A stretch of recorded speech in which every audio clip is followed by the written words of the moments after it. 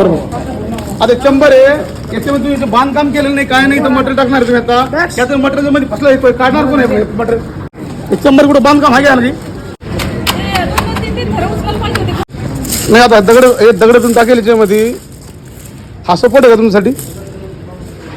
हा हे दगड का टाकेल मध्ये हे काय हे बघ हे काय आहे हा